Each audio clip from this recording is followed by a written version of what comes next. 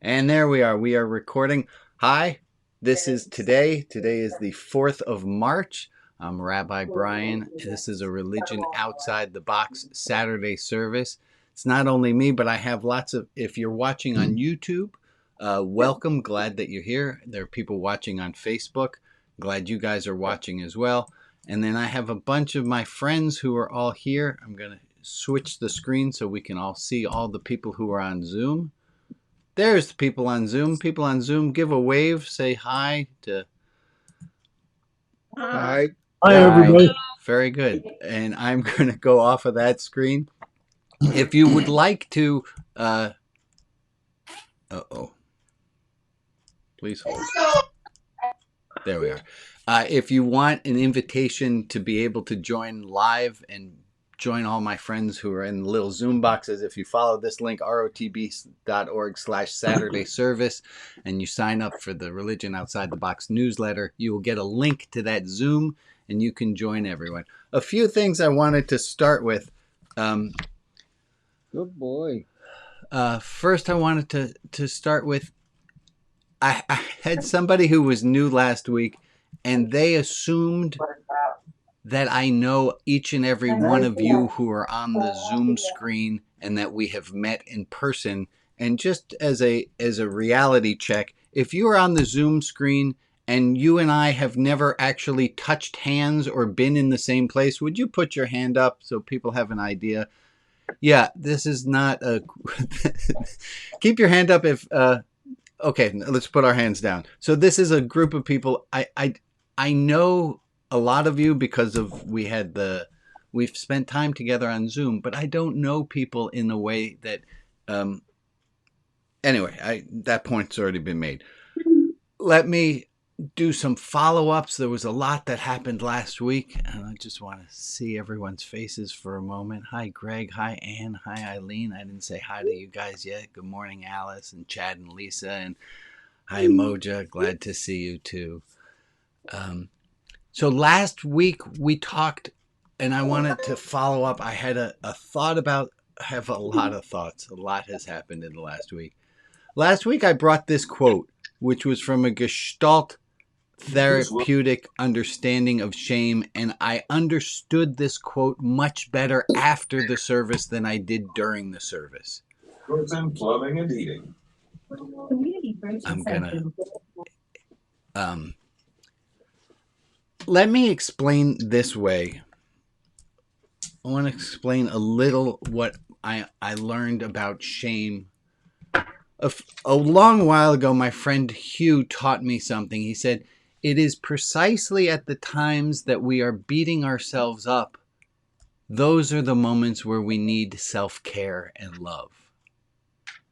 So let's start with that idea. It's exactly at the moments that we're beating ourselves up that we ought to be being kind to ourselves. And that idea hits in with shame. And the idea that is related to it, that was from that quote last week, Gestalt quote on shame, is that when we feel shame, it is a sign to us that we are in an environment, that our environment is love, forgiveness, deficient.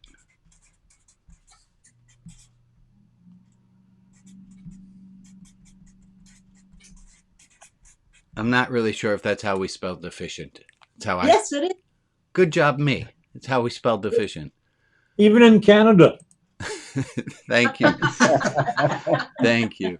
So this I think can help us to if you're feeling some shame about something, it might be that you've done something wrong, but it might also be that your environment is love deficient, that you're in a group, in a situation, in a society maybe, that is not open and accepting enough to take you as you truly are.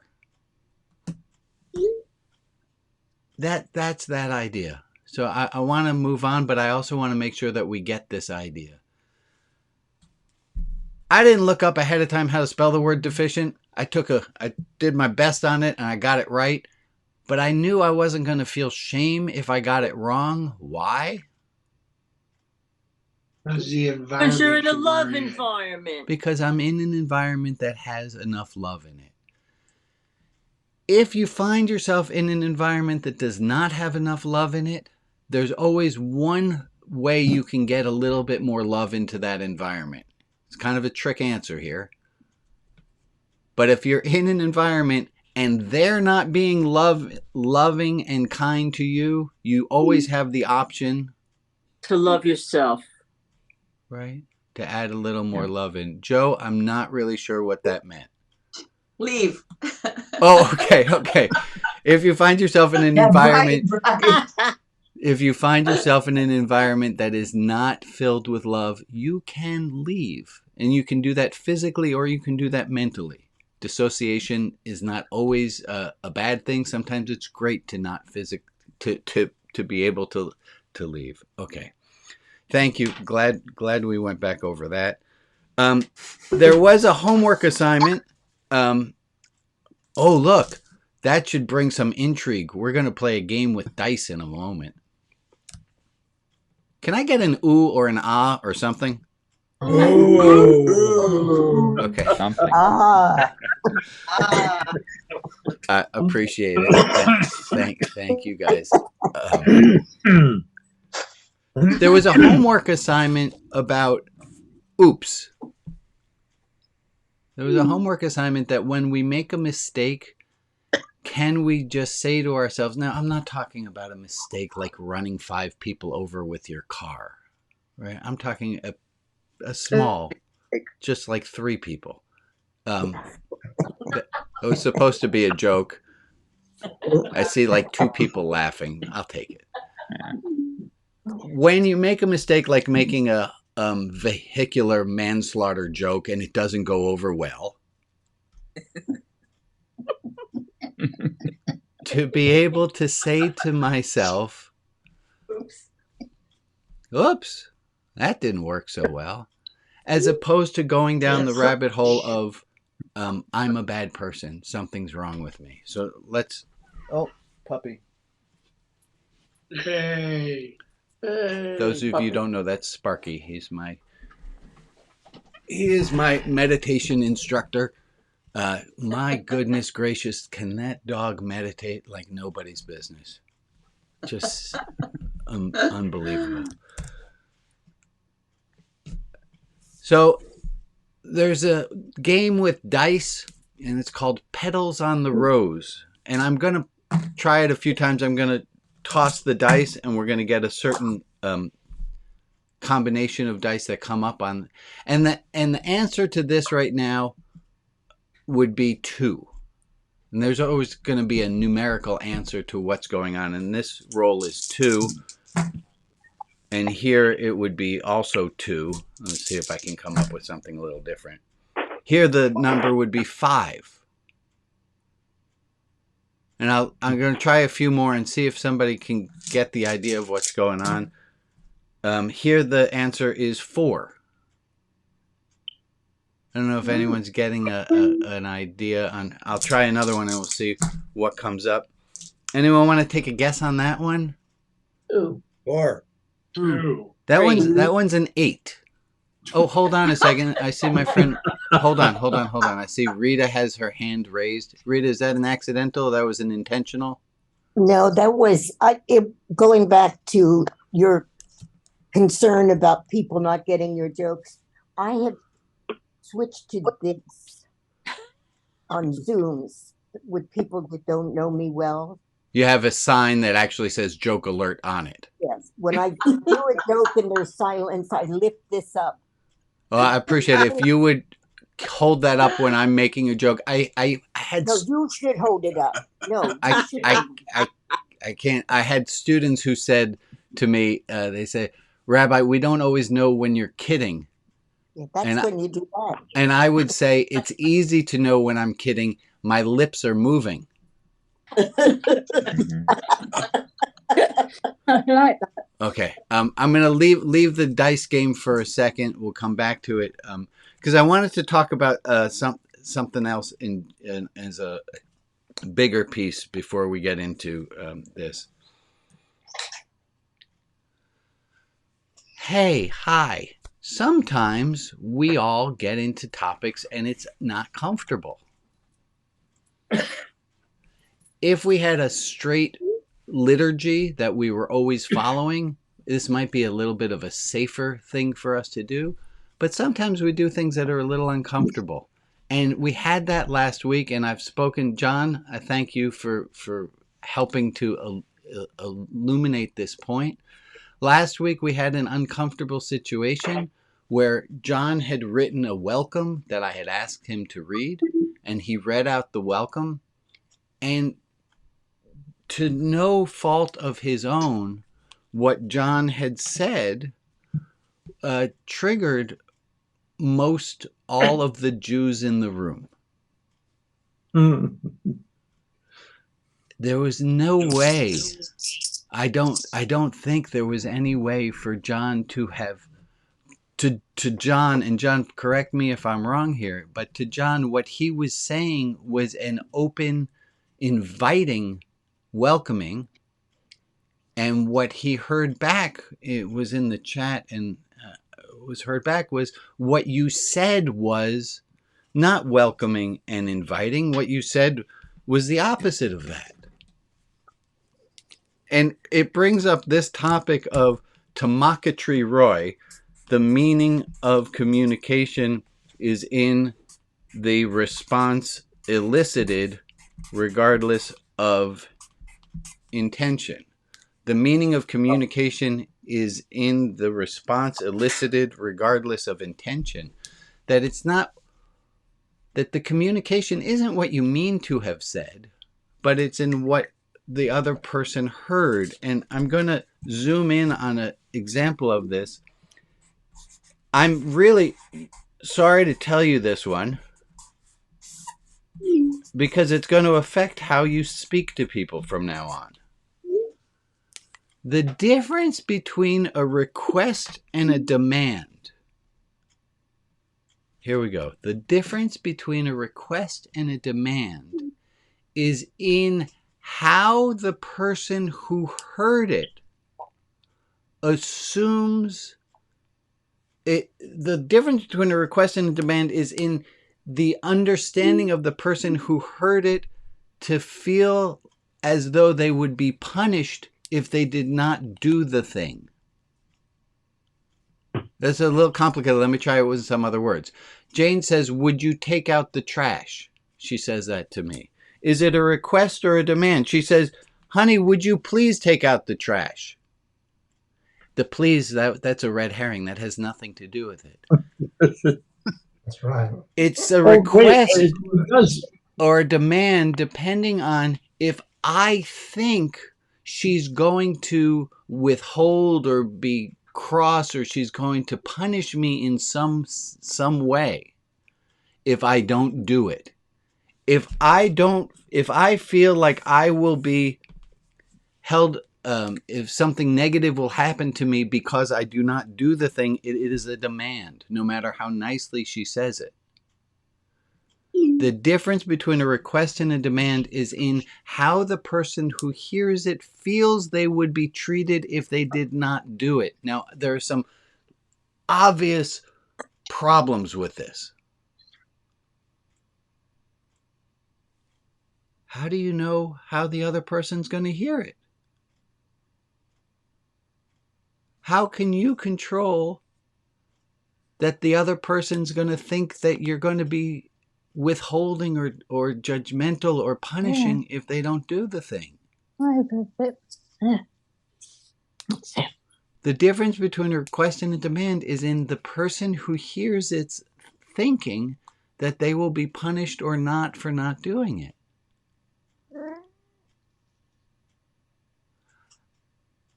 Give me some. Yeah, go ahead, John. I've done kind of this one before in terms of I choose. There's nothing I can do to make you angry. I can just increase the likelihood that you will choose to get angry if I say something or do something a certain way. The same Correct. thing is here. If I say something in a particular way, thinking it's going to go in one direction, just as you described from last week, and it goes a different direction, that was the choice of the people. Correct. And- Correct. Okay, so my intention may have been for one thing to happen and something else happen. That's just the way things happen. And it's the same if you say something to me, I choose how to react to it. Correct. And we can't control the other person, unfortunate or fortunate as that may be. Alice, go ahead.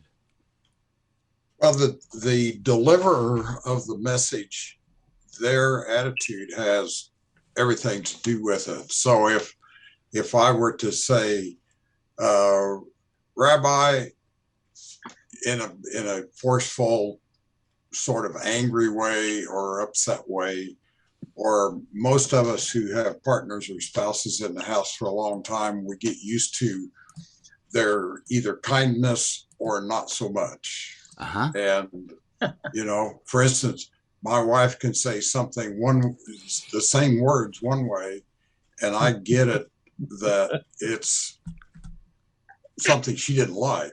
Right. I can say something as pleasantly as I want to, but that doesn't mean that you're not going to hear it as a demand. What I have come to do, I have this little hack that I think should help, is now I've trained myself when I catch myself asking someone for something, hey, do you mind if we extend our meeting? I'm talking to someone. Do you mind if we extend our meeting by 15 minutes? Or do you mind if we push our meeting back 15 minutes? I then add in the phrase, you can say no, that's perfectly all right. I add in, I'm trying to make it sound like a request. Now, I don't know if they still think of it as a demand. Well, the rabbi asked me to do it, I better do it. All right. I'm gonna also has a lot to do with the at the moment current feeling of the recipient of the request or demand. Correct. If I'm in a bad mood, I might hear what Jane says, honey, would you take out the garbage? And I'm gonna say, she's always bossing me around. Yep. Go ahead, Lexi.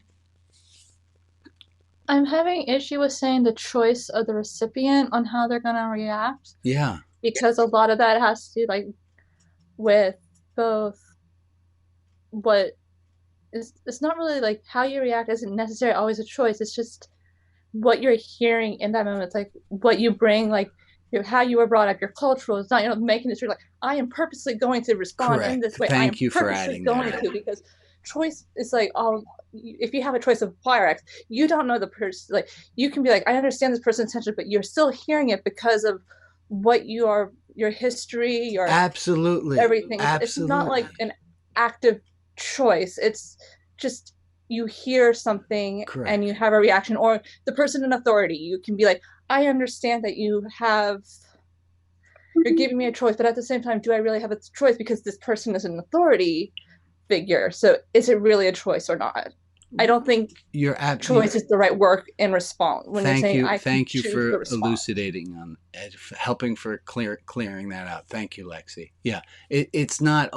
I don't always have a choice. I do have a choice to believe my thinking or not.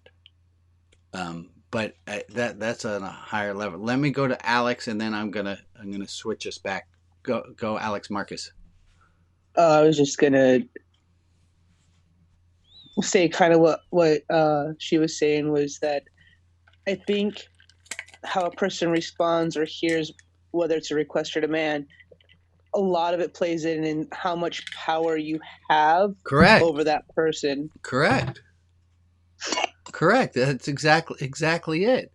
If you're the boss and you ask someone, would you? Is anybody there? Hold on a second. I think that sounded. No, I don't think so. If you're the boss and you say, hey, would you mind staying late tonight? you have to check your power there and see, is that it sounded to your, if it sounds to you like a request, oh, of course I'm making a request, then we have to be careful that it's not being heard as a demand. You know, it's okay to say no, but I'm going to ask you, can you stay 15 minutes late tonight? It's a very big difference. I want to get back to the idea going up one level. The meaning of communication is in the response elicited regardless of intention. John's intention was to welcome everyone last week. The meaning of the words came out a little differently. And there's an idea in Buddhism that and I can't think of the word right now. Hold on a second. Come on, brain. I want to say moksha, but it's not moksha. It's I can't think of the word. But there's something there's a heat behind what we say. There can be a heat behind what we say. We could have said to John, and I wish I had, "Hey, John, it sounds like you're trying to welcome everyone, but I'm getting confused because you used this word, and this word was really off-putting." That's with very little heat behind it, as opposed to saying, "What the fuck, John? That wasn't a welcoming." That has a little bit more heat behind it. There was a day, and I knew I understood. I still can't remember what this word is. If anyone has that word in Hemsha, something sha. Hemsha. Is it Hemsha? Hemsha. Do no harm. Alhamdulillah, and also Sanjiva. No, that's not the word I'm going for. Okay. Anyway, I so wish this was like part of a great lesson that I was planning, and I was going to pretend to forget something, and then it was all going to come back, and it's going to be part of a moral. It's not. Dang it. But what's good is we still have about 40 minutes left, and I know my brain, it usually is under 40 minutes that the thing comes back up. I said to my father once, and I remember it clearly, I remember where we were driving, and I said to him, "Oh, Dad, go fuck yourself. Come on, man. That's just not cool." And if you can hear in the way that I said it, I didn't say, "Oh, come on, Dad, now go fuck yourself. That's not cool." It's a very different way of saying it. The meaning of communications in the response elicited regardless of intention. John, I know you didn't mean, you were trying to give a welcome. And I know your heart, and I hope that we can understand that, boy, there was no intended harm in what John said, and that our being triggered by what he said was the opposite of right. It was the opposite of what he was going for. I had another example on that, but I'm gonna. Okay. Yeah, Emily, go ahead. I was going to say, I remember when I was a teenager, one time my father said to me, would you like to go get my shoes? And the first time I did this, and I said, I don't want to, but I will. And I got up to go get him, and whoa, did I get it. So he thought he was making a request, but it was quite clearly a demand. It was not a request. It was a demand. Yeah. Yeah. Go ahead, John, and then Al. I just wanted to share. I used to do an exercise when I was teaching elementary school, and kids would be provided, the class would be provided with a thing called a feeling wheel. And it was a large circle, and it was divided into 12 sections, and each section had 2 words on it. And one was a lighter version, and the other was a deeper version of emotions or feelings. I would read a scenario and ask them to put their finger on the feeling that they would have, they imagine having in that situation. And the importance of the exercise was to point out to them that in identical situations, many people are going to have different feelings from each other. That goes back to the concept of what was home like.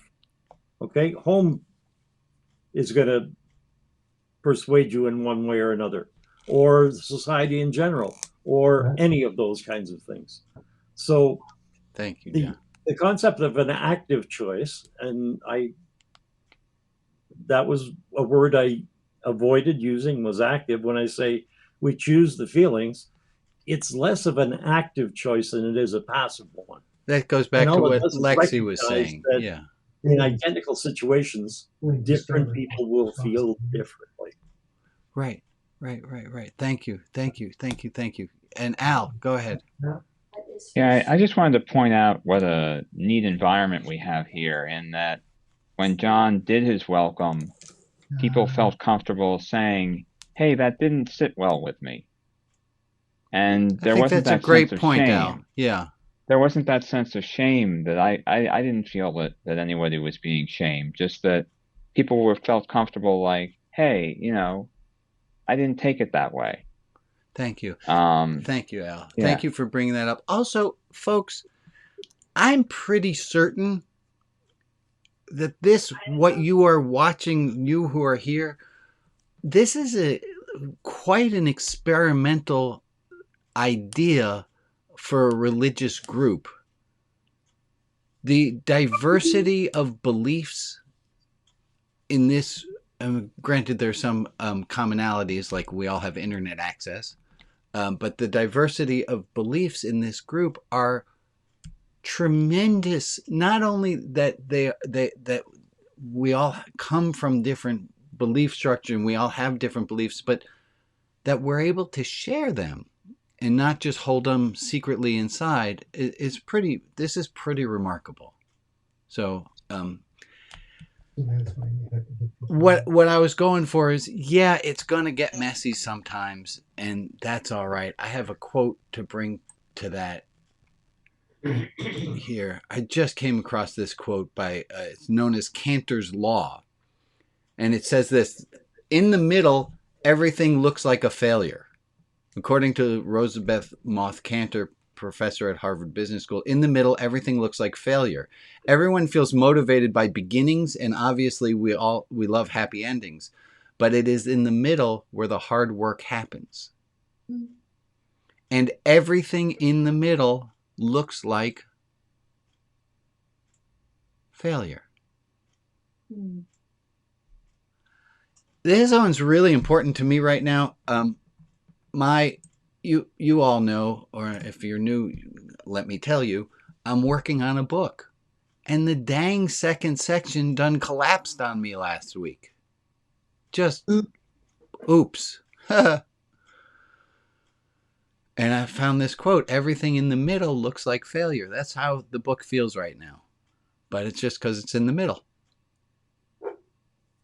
Okay, let me get back to our dice game.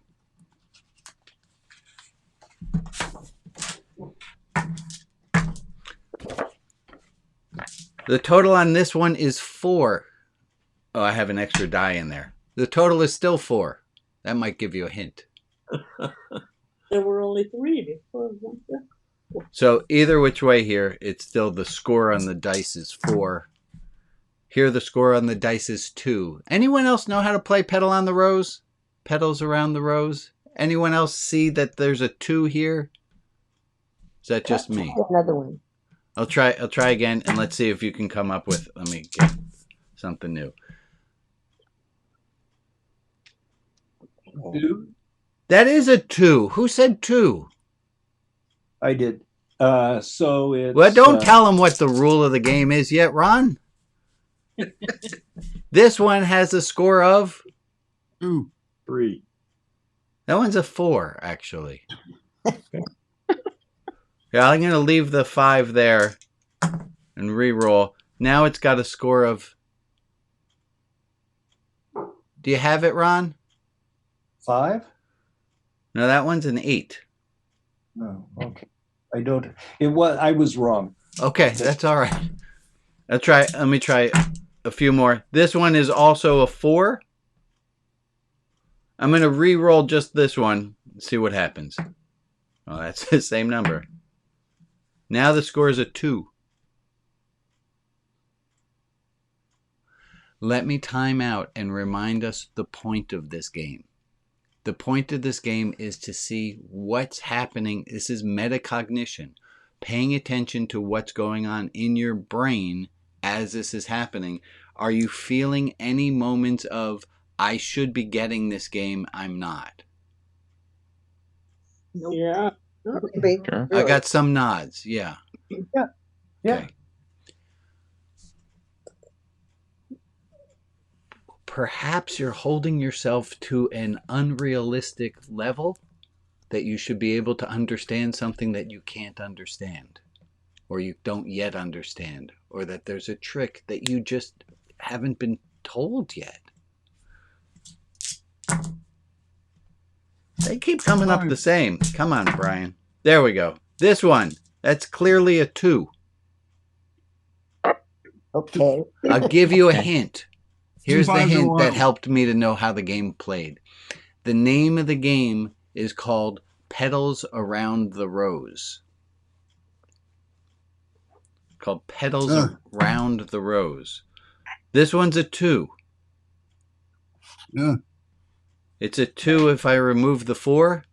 It's a 2 if I remove the 4. And it's a 2 if I remove the 2. Oh. Try it one more.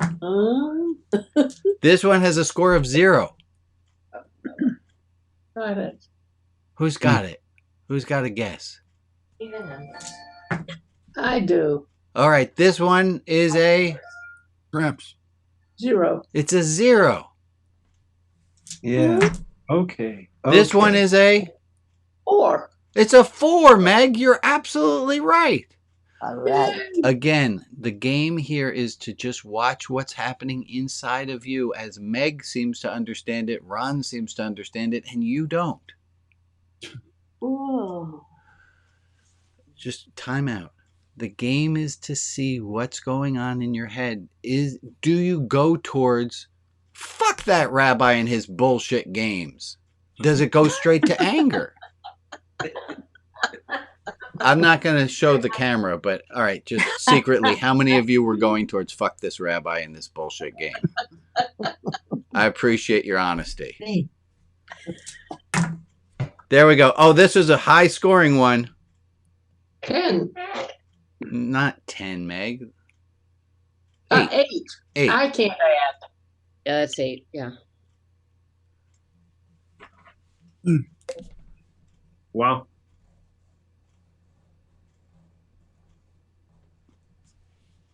How many blooms on that flower I just drew? 5. 5.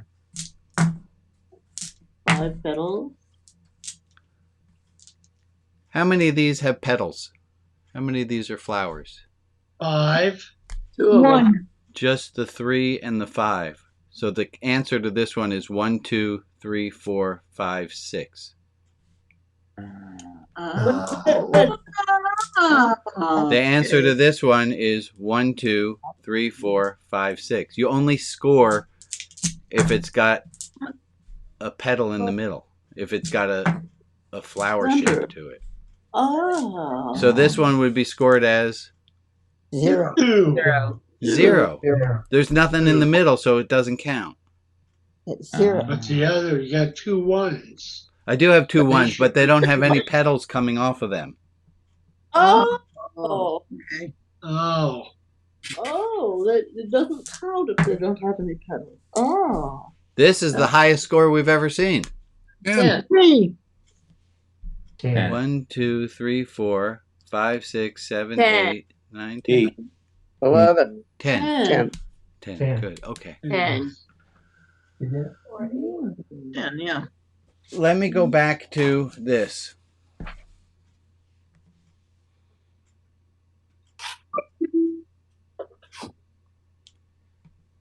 If you start to feel shame, and hopefully in this game, and yes, small amounts of shame was added for your learning here if you feel a little bit of shame, it means what?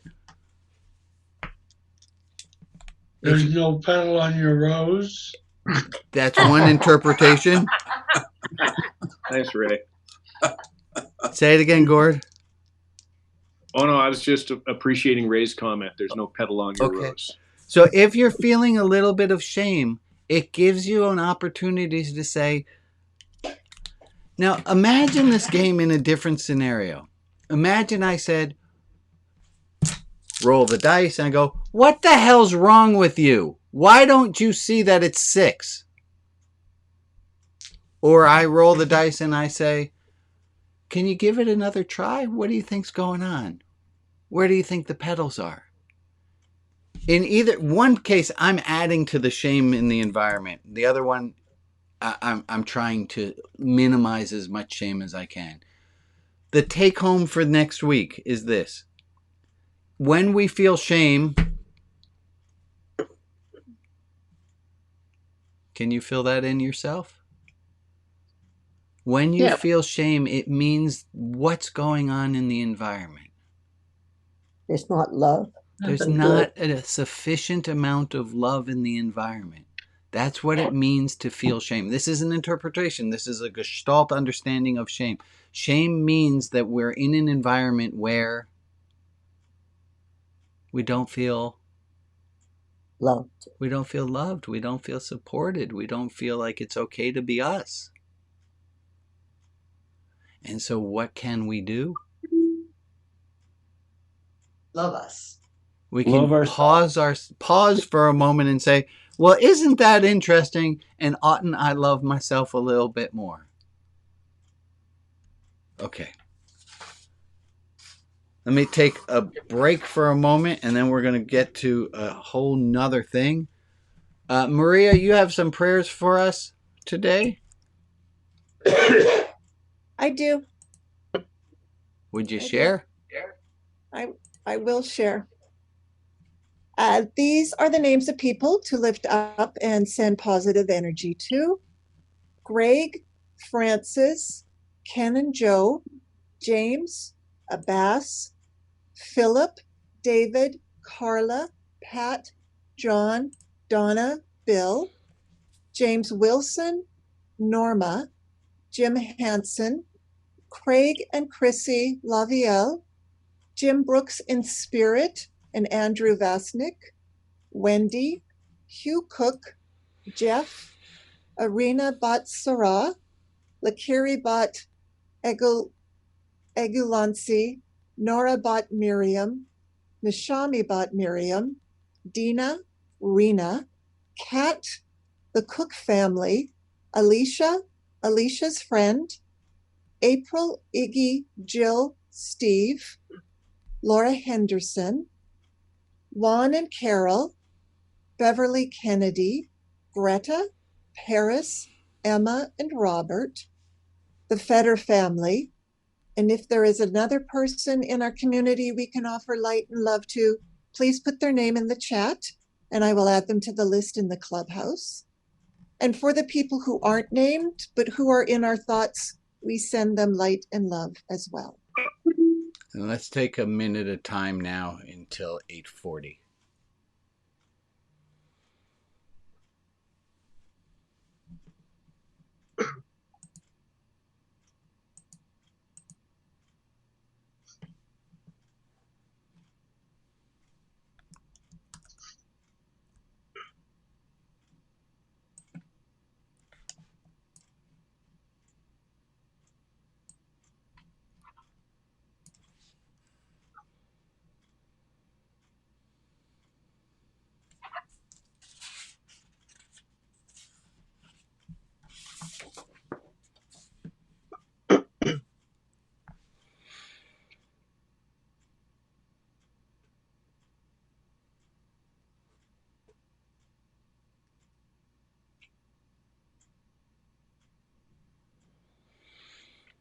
Oh, thank you, guys.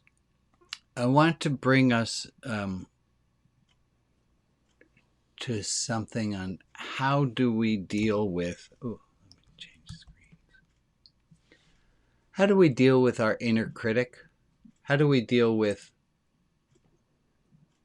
the shame that we feel on the inside?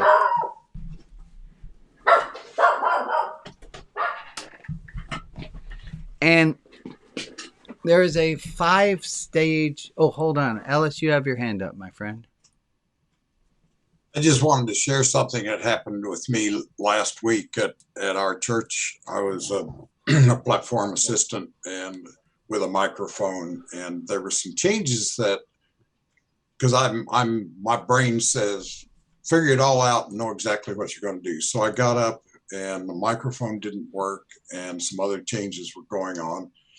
And I felt like for a couple of minutes, like I just really failed to do what I intended to do. So afterwards, I thought about it and I decided I wasn't due any shame or guilt because I was operating in an environment that I know that I fit in the Enneagram. I'm a 1 on the Enneagram, and I know what that personality is. So I just chalked it up to, that's who I am, but I'm not guilty. It's a beautiful idea of forgiving ourselves. I saw a snarky t-shirt that reminds me of that. And the t-shirt said, in my defense, I was left unsupervised. Like that. And it's a bit snarky, but I think it gets to the same point. And Bob, you've talked about this in the past, that when we are doing a thing, we're only doing it as best as we can with the information that we can. And we should not be held we should not be held responsible for knowing the things we don't know. How can we know the things we don't know? We can't be held responsible to know that the thing we didn't think was going to cause a reaction caused a reaction. If we thought it was going to cause a reaction, we wouldn't have done it. Bob, you had your hand up. Go ahead. Yes, I'm wondering if there's a difference between shame and disappointment. Oh, yeah. Go ahead, Meg. Disappointment is just sort of a sadness. And shame has that whole guilt, yuck. Yeah, that shame gives us an idea we have done, that not only have we done something wrong, but there is something internally, intrinsically wrong in us. Yeah. And that it's characterological. And this was, Steve pointed out a few weeks ago, was that guilt is I did something wrong, disappointment. Shame is I am wrong. And there's a really big difference. And that's why I wanted to play the game with the dice, was to show us nobody should have felt. Nobody should feel there's something intrinsically wrong with them. But if in a game of dice where you don't know what the rules are, you feel there's something wrong with me, all the more so if in this simple example where it obviously has nothing to do with you, you never learned how to play this game before. If in that case we can feel shame, oh my God, is shame pervasive, and is it going to get us in other situations if it can hit us in a silly dice game? Carol. That t-shirt you just mentioned. Yeah. I shouldn't be held guilty because I wasn't supervised. It says, in my defense, I was left unsupervised. That was the t-shirt. That's what the 6-year-old said when he shot his teacher. Right. He was, in fact, unsupervised. He had been supervised up till that day. So I think he doesn't have to feel guilty because he happens to be nuts. But his parents have to feel guilty because they didn't supervise him that day. Right. Right. I mean, I think there are people who should feel shame and guilt. Right. And there are some people who are incapable of feeling guilt. And we are assuming that that nobody in this group is a sociopath who has no feelings of shame or guilt. We do need some shame and guilt, as my professor David Ellenson said. You can't just pee and poop anywhere. we have to have some shame to keep our society running. You can't just do what you want. Shempa. That's the word. Shempa. That was the freaking word. It's going to be exactly 20 minutes since before when I told you I could remember the Buddhist word. Shempa is the word for heat. Okay, sorry. I know I feel a little bit better. My timing there was a little bit off. I apologize, Carol. But yeah. Okay, wait. I wanted to teach a thing. I want to teach a thing. Hey, folks, can I teach you a thing? Sure. I want to teach you a thing. How many of you play the French horn? Just me. Okay. And the reason I play the French horn is because I've been teaching this teaching about learning since before I started playing the French horn. And I would always start with, how many of you play the French horn? And the answer was always 0. And I say, well, if you wanted to learn to play the French horn, how would you go about doing that? And the answer is, you would start and you would have to have a teacher like I had who did an amazing amount of hand holding. And this is going to work for anything we want to learn, French horn or how to be kind to ourselves. At first, we can't do it. We need an amazing amount of hand holding. At the very end, we can do the thing fluidly. Let me zoom out for a moment. Wouldn't you have to have a French horn first? It definitely does help to play the French horn, to have a French horn. Thank you. So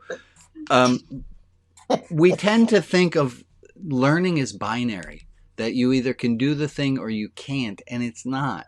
There are 3 stages in between. 1, hand holding, you need somebody to do everything with you, and 5, fluidity, you can do it perfectly on your own. Bob, you have a question? Your hand's up, bud. Yeah, I was just wondering how you could learn how to play the French horn if he was holding your hand.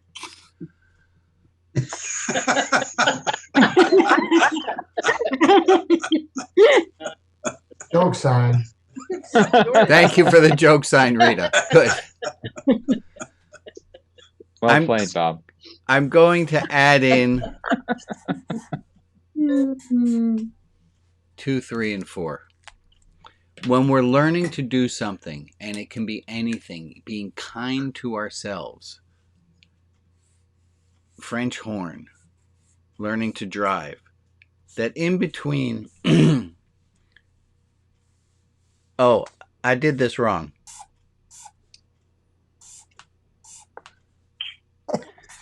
This is you can't do it at all. Start with you can't do it at all. And then you get to hand holding. Right. You can do it, but you need somebody to... And literally, the French horn teacher put my fingers on the key and helped me to figure out where my left hand's supposed to be and where my right hand's supposed to be. Can't do it at all is 1. 2 is hand holding. Brian, remember, in order to play the note A, you have to hold down 2 fingers. Okay, that's part 3. You get a hint. You need somebody outside of you to give you a hint. That's stage 3. Stage 4 is you get a hint, but you can give yourself the hint. When you're learning to do something, so the French horn teacher says, here, Brian, do you remember when you play an A, which 2 fingers that is? And they're giving me a hint. And then I can move myself up to it and I say, don't tell me, don't tell me, don't tell me. I remember, I got to play an A, and A is 1 and 2 because 1 plus 2 is A. Okay, so you give yourself a hint. I will point out, though, because now I play the French horn, the keys on the French horn are actually optional. You can have the right keys for a G and still play an A. It doesn't really matter. It's the French horn. There are no rules to it whatsoever. It's insane. Stage 1, you can't do it. Stage 2, you can do the thing, but you need extreme hand holding. Stage 3, you need somebody to give you a hint from the outside. Stage 4, you can do it, but you can give yourself a hint. You talk yourself through it. And stage 5, you can do it perfectly fluidly without needing any help. So being kind to yourself when you feel shame. Feeling kind to yourself when you feel shame, adding in a little extra love because we don't have enough love. I lost that page here. We find ourselves in an environment where love and forgiveness is deficient, and we want to add in more love. How many of you do this fluently, without having to think about it? How many of you are able to immediately, when you find yourself feeling a bit of shame, say, oh, I'm in a place where I need to get a little more love? I don't think we do this fluently. Not yet.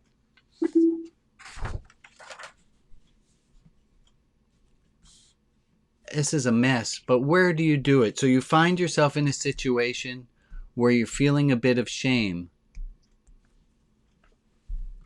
We're not yet at fluidly. Are you able to give yourself a hint yet? Or are you still at the stage and no judgment in it? Or are you still in the stage where you need someone from the outside, like a handsome rabbi, to say, hey, when you find yourself filled with shame, maybe you can add in a little bit of extra love. I would say a lot of us are at stage 3 here. We need someone outside of us to remind us. Here's the bad news. Let me make sure we understand this. Okay, there are 5 stages to learning. 1, can't do it at all. 5, can do it fluently. What are the ones in between? Number 4 is? Self-hint. You give yourself a hint. Number 3? Handsome rabbi hint. Hint from a rabbi. And 2, you need somebody to handhold you all the way through it.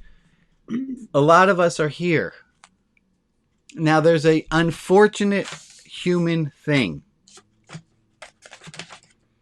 you ever been driving and you, like, I remember this situation where I was driving and a semi truck started to merge over into my lane and I had nowhere to go except to, like, get onto the shoulder really quickly because I didn't want to get hit.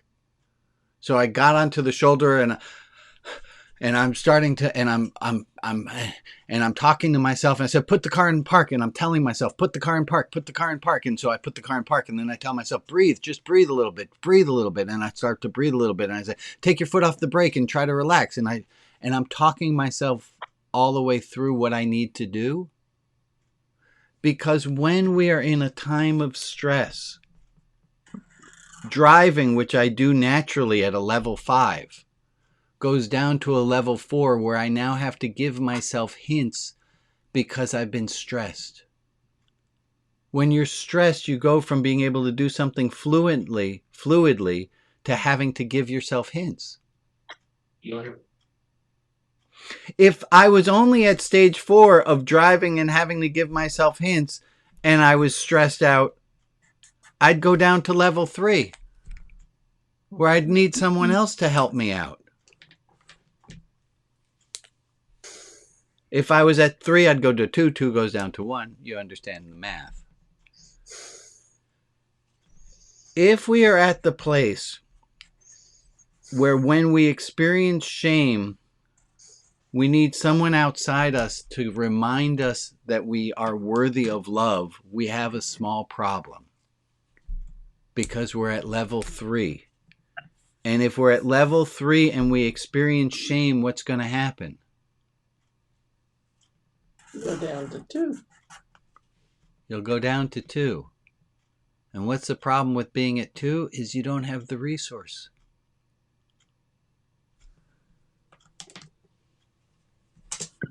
Which is why we played the dice game, was to practice so that we can get ourselves to the point.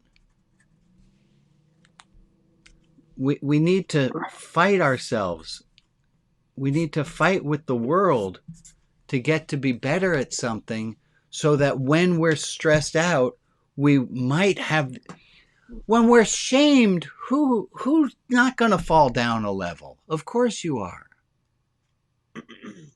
So we need to work really hard to remember when we are in shame, we are in an environment that is love deficient. We need to know this at a level 5. Or at least be able to say it at a level 5. So that when we're stressed, we can talk ourselves into it again. So that being said, my dear friends, what's the thing you have to keep in mind? Can you iterate the words that are under my hand to yourself? And if you can't, that's okay. We just Love need yourself. to work at it. That when we feel Shame. When we Shame. feel shame, see if you can answer it yourself. Love yourself. When Love you yourself. experience shame, add Be in, kind to yourself. be kind to yourself, or just realize, hey, I'm in a love deficient situation. Just being able to recognize it is going to be a huge boon to us. To be able to recognize I'm in a situation where I'm not getting all the love I deserve.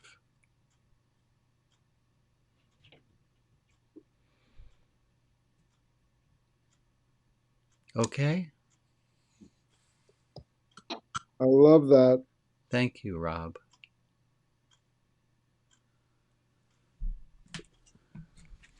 I have a few announcements, and then there's going to be a quiz. I'll tell you exactly what the quiz is. No quiz. And here it is. I'm going to make it the non-shameful, everyone passes and it's open notes.